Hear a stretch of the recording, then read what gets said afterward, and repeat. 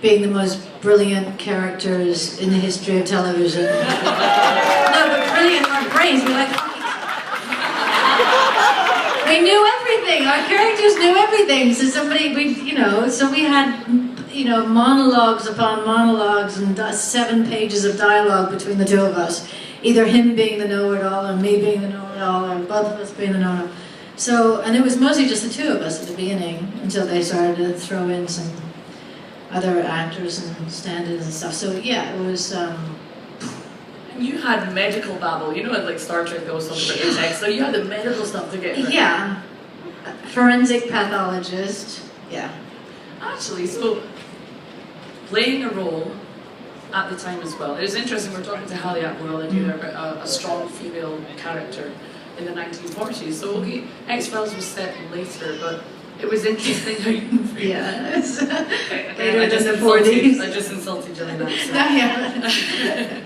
No, but playing that role and the character of Dana, and having to not only fight for your position as a medical forensic pathologist, and then being put with Scully, who was wild and out there, and you always played the centre, the control subject, so to speak.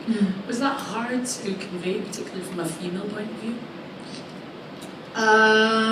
Not quite sure if I understand the question. Just in the sense that female characters are often portrayed in certain lights, and I felt that you came across so strong, and you're always challenging male characters. Well, it was in the script. I mean, it was a character that Chris Carter wrote and had a very strong idea from the beginning who she was, and I'd never had experience working on a series before. I'd done theater and had to make, kind of figure out my arc for a character within the body of a play, and then all of a sudden there was this character he was very, very specific about. And I remember we were 3 or 4 episodes in, and I think I was just trying to shake things up a little bit, make something a little bit different, having no concept of the scope that we were going to be shooting.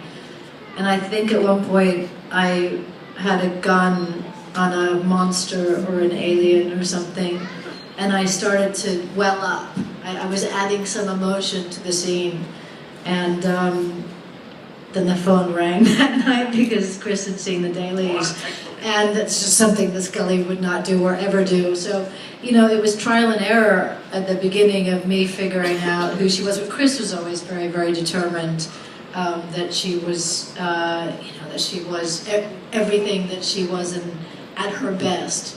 She was kind of meant to be that way from the beginning, and that was just me kind of trying to figure out who she was and what her parameters were.